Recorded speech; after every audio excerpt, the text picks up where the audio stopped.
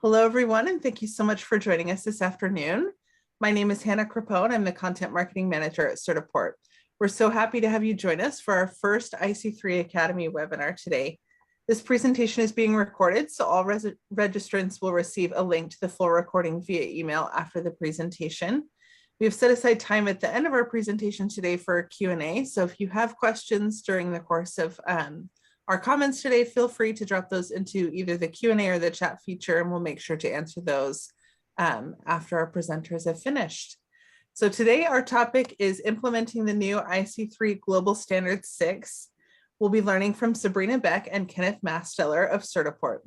Sabrina Beck is the product manager for IC3 Digital Literacy Program at Certiport. She has over 15 years of experience across strategic planning, product development, global operations, and go-to-market execution. Originally a music ed major, she graduated with a BS in business marketing and earned her MBA from Brigham Young University.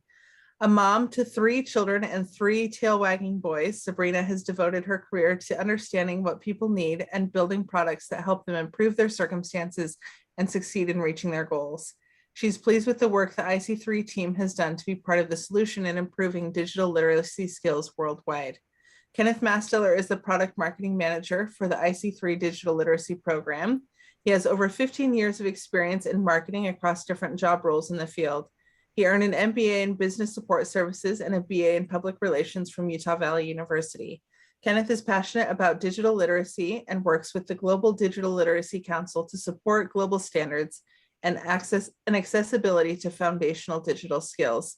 So we're so privileged to have both of you join us this afternoon. And with that, Sabrina, I'll go ahead and pass it over to you. All right, thank you, Hannah. I'm going to go ahead and share my screen. I'm really excited to talk about IC3 and Global Standard 6, and see if we can get this going.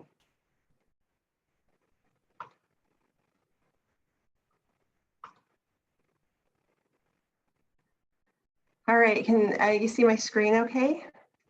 Looks perfect. Awesome, cool. So as Hannah mentioned, Sabrina Beck, I'm the product manager for the IC3 Digital Literacy Program, and I am excited to share with you the progress that we've made with our new standard, Global Standard 6. When we began our updates to update our standard, we didn't expect the global pandemic to accelerate the need for individuals to be digitally literate. In fact, with everyone forced to move to online learning into a virtual working environment, it has become apparent that we as a global society need digital skills that enable us to thrive in a world so dependent on technology. Even before the pandemic, various studies found that there's a huge skills gap that exists between what students learn in school and what the job economy needs. Students need to learn digital skills to succeed in the workplace. They need a strong foundation to help them become users of technology. Our IC3 program has been certifying digital skills for many years. We have delivered actually over 6 million exams in over 90 countries and 19 different languages. We have also worked with many organizations worldwide to not only make sure that the IC3 aligns with their framework, but also makes their frameworks operational, quantifiable, and easy to assess.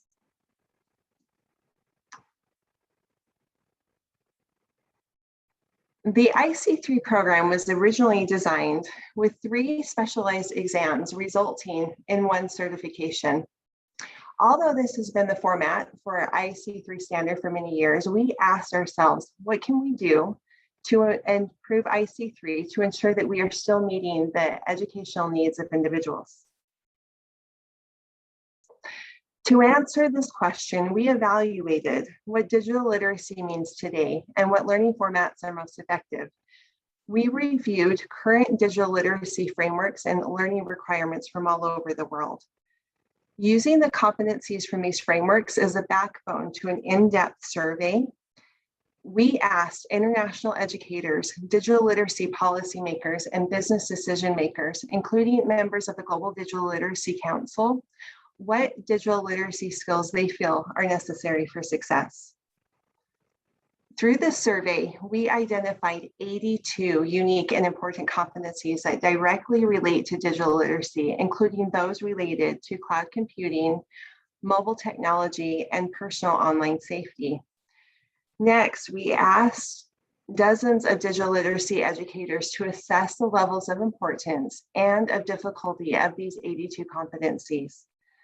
We then brought a group of educators and certification experts together for a week-long in-person workshop to evaluate the results and identify how to best assess these competencies.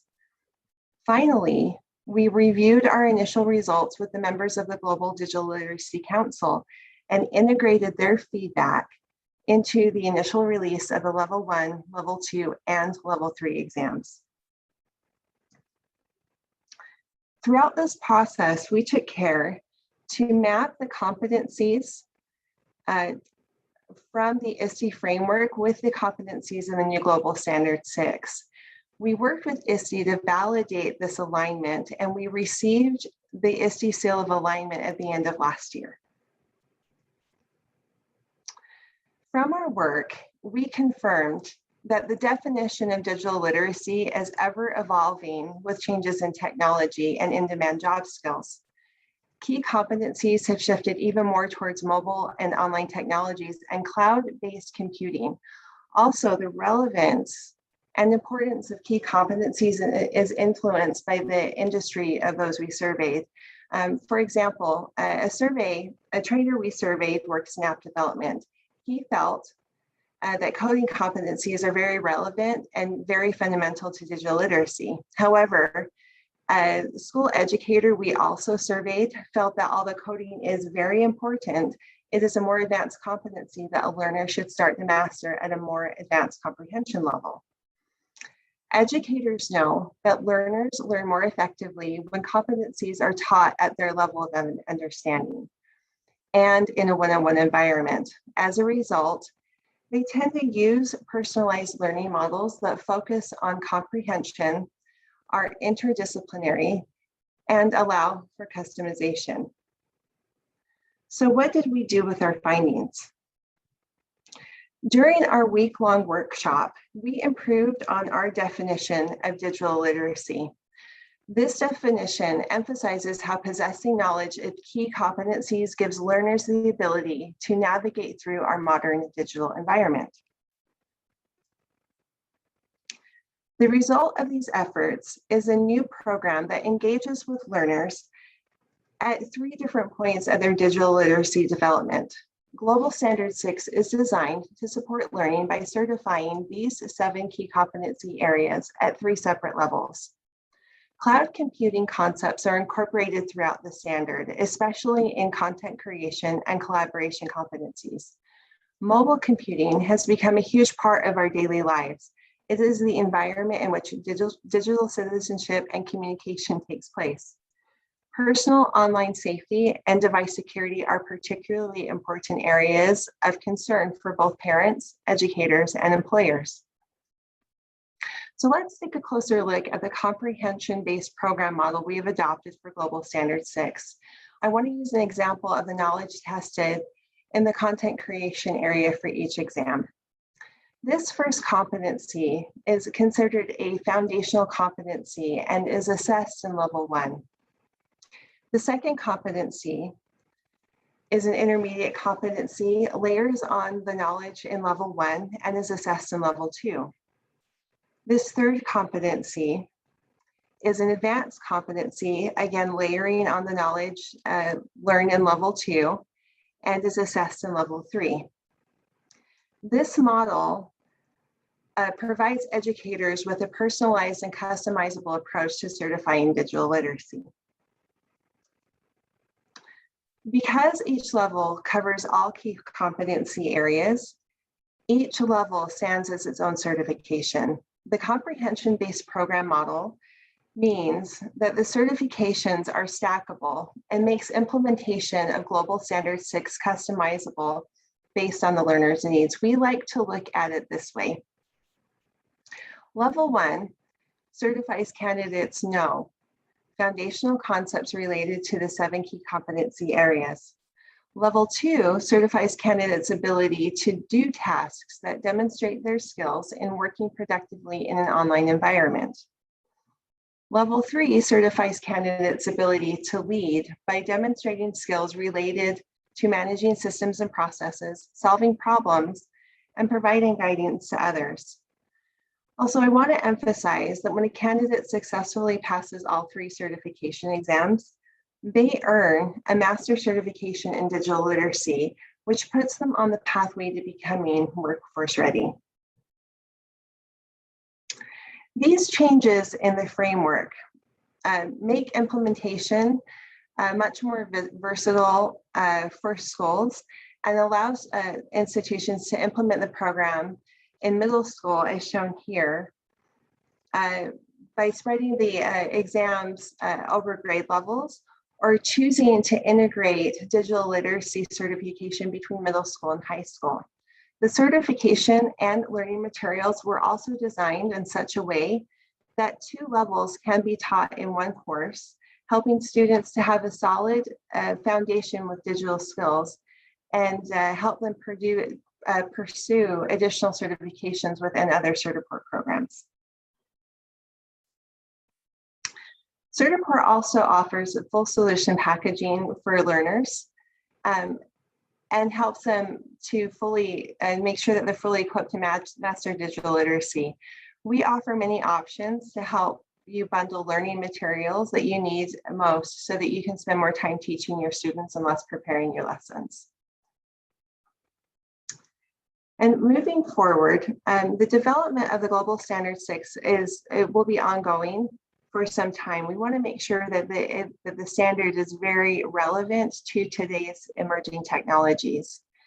We want to continue this global conversation with you about digital literacy and integrate your feedback as educators into our standard. The feedback that we have received from educators this far has been invaluable, and we appreciate your help as we've created the initial version of Global Standard 6. Moving forward, we plan to regularly update the standard and will integrate additional feedback we receive into future versions.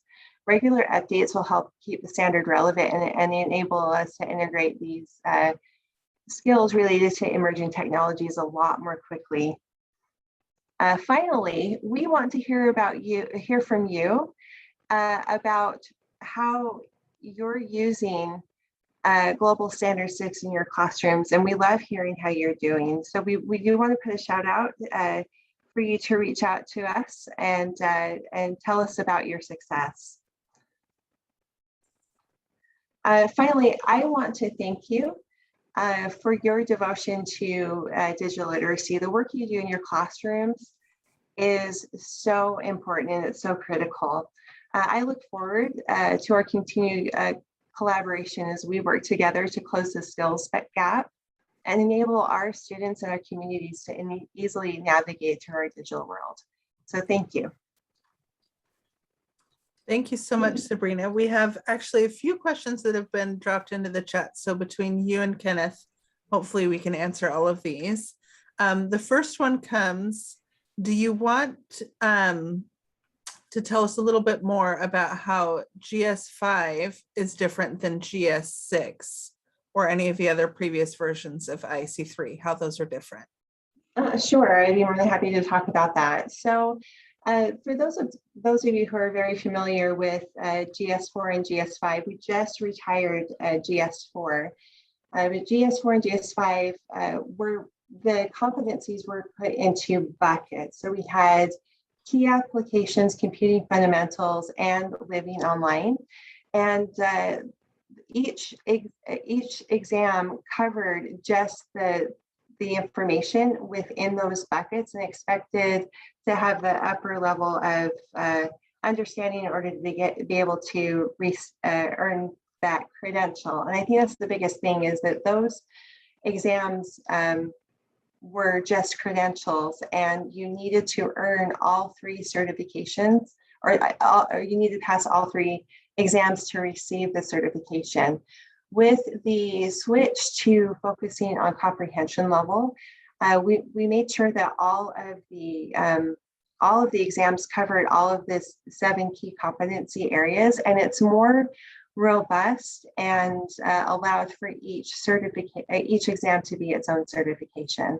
So that is the biggest difference, is that each exam is its own certification and culminates into a master certification that actually acts as the foundation to various pathways that we have released, especially workforce ready, and really provides a solid foundation for any learner as they pursue their academic careers or even venture out into the workforce. We make sure that they've got that solid digital foundation to do whatever they want to. Perfect. Kenneth, did you have anything you wanted to add to that?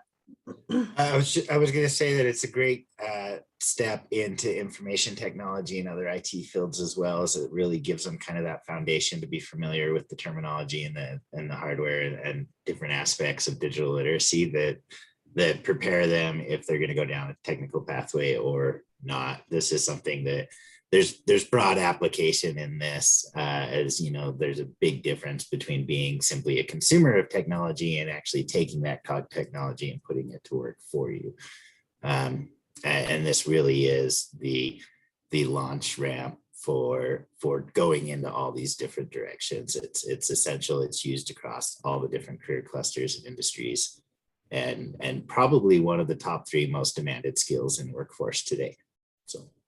Awesome. Thank you for that. So this next question actually ties into what you were just saying.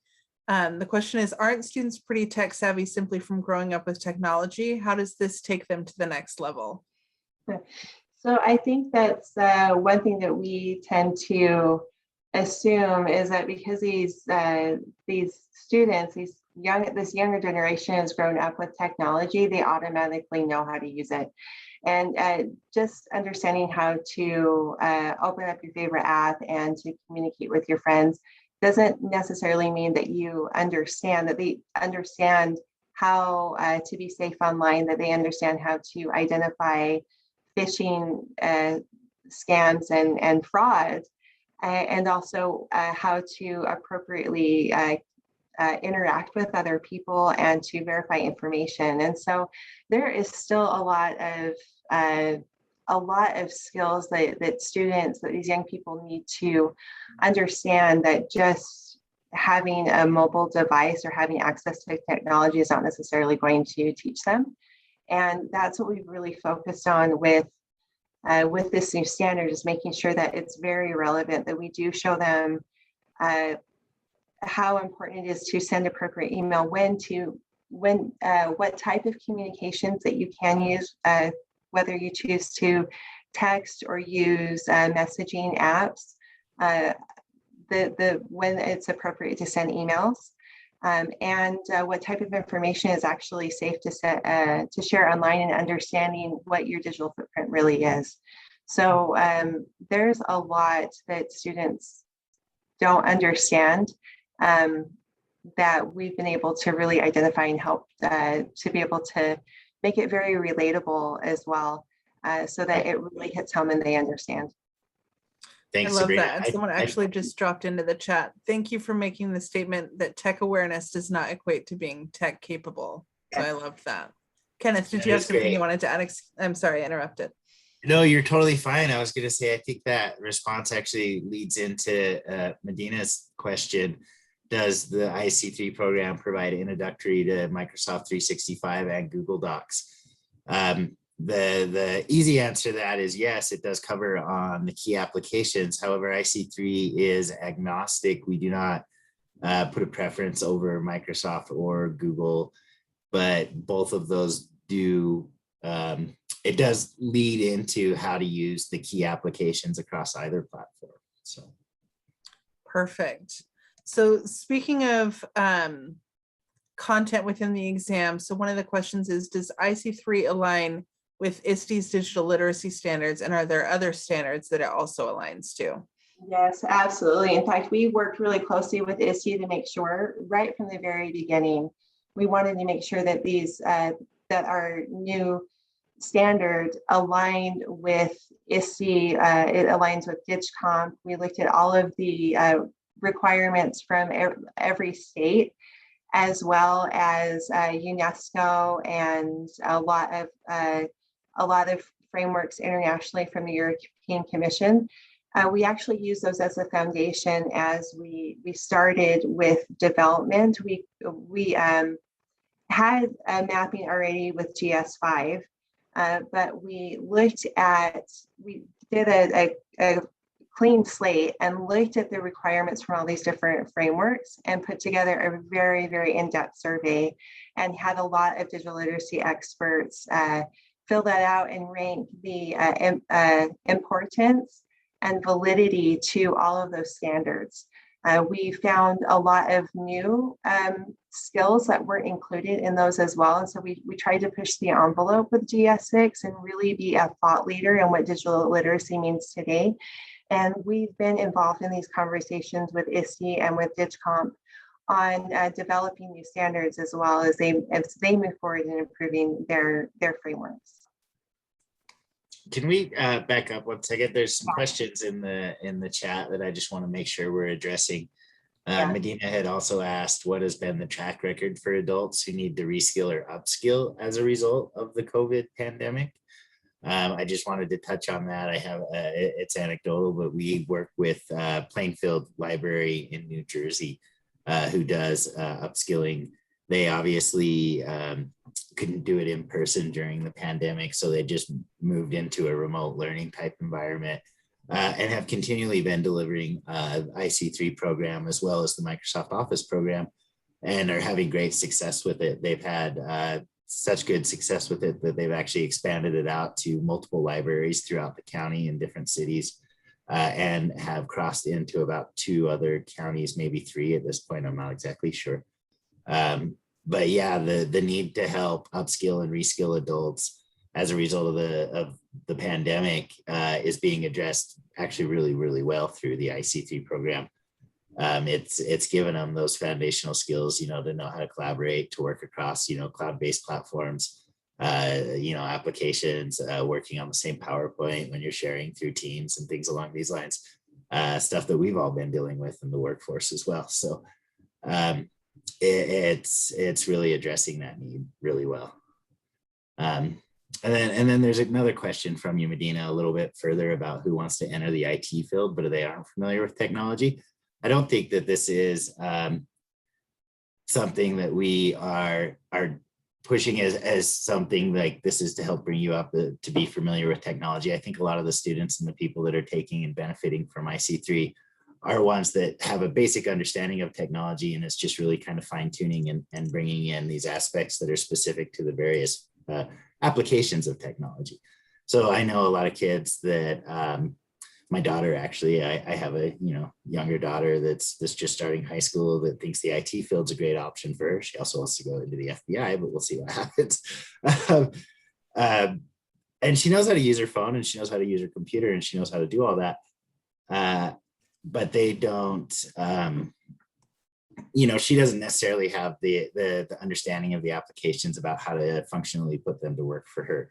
It's more of she's just kind of consuming the technology and not necessarily putting it to work so that she can help achieve her goals, which is what we're working on as a family. And it's also very similar to something that the IC3 program does holistically. So. I love that. And thank you. Sorry, I just wanted to catch up. No, those are great. Thank you so much for those. We have a few more questions that are coming in. One of them kind of relates to one of the points you touched on, Sabrina, during your presentation.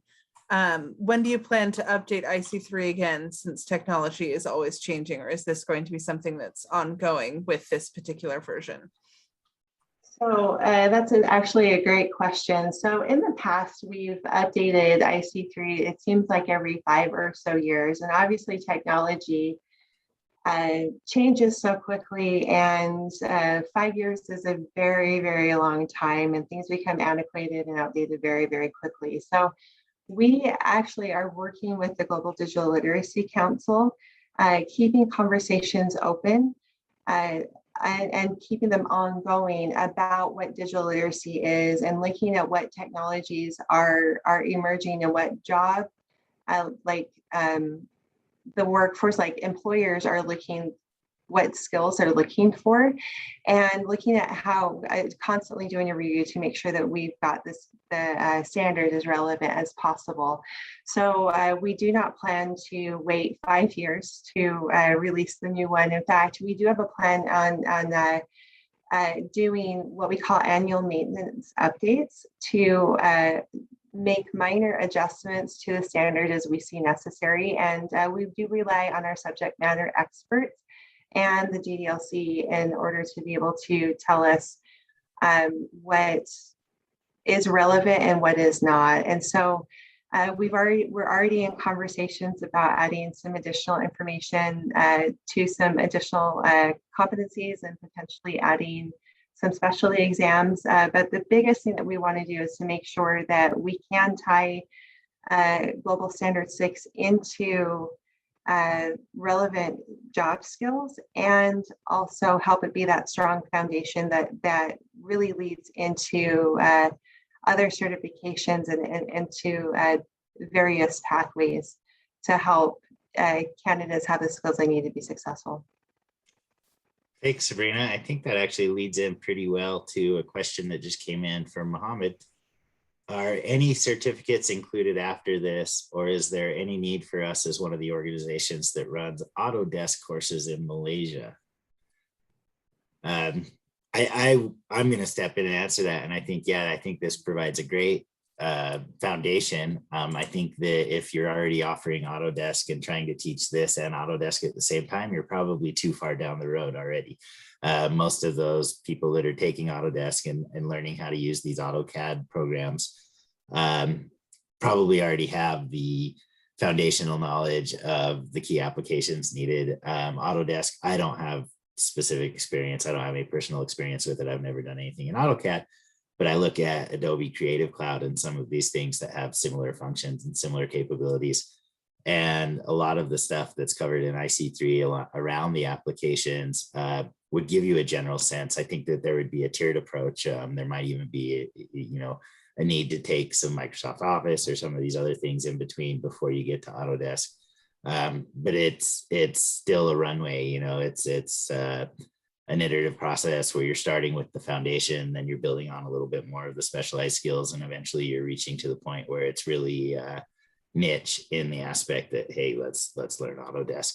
But if you're teaching them at the same time, I don't know how effective that's really going to be. So yeah, and at the same time, though, these are great refresher exams to just help to make sure to validate that you actually know the information. I've had people who tested out GS6, candidates that tested out that are in the tech industry that didn't score as well as they thought that they should, or had a great refresher or learned new things as they went through the courseware. And so it's a really great foundation. It just covers great foundational skills. And unlike like Microsoft Office, it really focuses on applications. IC3 really focuses on like personal safety, personal security, and the personal, more well-rounded skills with collaboration that these apps really can't test. So there is a lot of value in getting that, even if you are already a professional in a specific IT field. I love that. Brings it full circle for sure. So for those on the webinar who are already kind of down the road or who are really interested in purchasing, one of the questions was, what are the preferred curriculum providers you work with that have the best feedback? Sabrina, you want to take this one? Yeah, can you repeat that again? So I was listening and I was also reading one other comment that popped up. No, you're fine. Yes. So the question is, what are the preferred curriculum providers you work with that have the best feedback? So I was actually on a phone call yesterday with Amanda Debris, who's going to come on next week. She's a teacher in New York, and she was just raving about LearnKey and about the platform. And she had the opportunity, well, I don't know if it's an opportunity or unfortunate, I guess it depends on your view, but she taught virtually all last year with because of the pandemic and everything. And the one thing that she really, really liked was the fact that LearnKey has created all of the modules and has video and video lessons and also the assessments and different things and the written things that she could integrate into the lessons that she had already planned for. And so it made it really easy for the students to understand. And she said that was also, they did a fantastic job in making sure that the information was very relevant to what we see digitally already. So it was very easy for students to relate. And so she was just raving about LearnKey. And our Cert Prep exam practice tests that are powered by Gmetrics are also pretty solid. We work with them as we're developing the exams to make sure that the practice test is very, very representative to what candidates will see on the exam, and so that it's a very good reflection of how they're going to do on the exam. If they take a practice test, they'll know what they need to study more, what they already know and what they're doing well on. Perfect. Okay, so we had one other question, and I think this could probably go to either of you. And now I'm having a hard time finding it in the chat. Do you have any case studies, since I am a workforce development partner? That was the question. Okay, awesome, good. Yeah. But I think Kenneth could speak to this, but yes, we do have case studies that we could pass along. Yes, I'd be more than happy to pass along the Plainview, New Jersey library story. This is an organization that works in workforce development. I know we spoke to them earlier.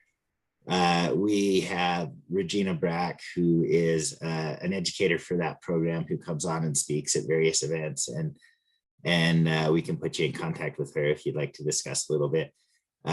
It's really a great story, and they've had great success. Like I had mentioned earlier, it's growing, it's expanding into other places. I'd be more than happy to give you the printed success story. However, it is a little bit dated as we put that together at the beginning of the pandemic. I think that there is an opportunity to take this case study and update it so that it's actually a little bit relevant, because I think, over the course of the last 15, 16 months, all of our lives have taken so many turns and twists that were unexpected, and it's really driven home the value of this product. So on one aspect, I would be more than happy to share with you the case study that we have. On the other hand, I think that there's going to be a lot of value in taking it and updating it, just to kind of show how the pandemic and other various influences have really driven home some of the success and relevancy of that program. So I'm thinking maybe the best solution is I just put you in contact with somebody from the library, and you can talk to them directly and see what they think. So I'll reach out to the person from the library and get permission. And if so, I'll go ahead and forward that on to you. Who asked that question? Sorry, I didn't see.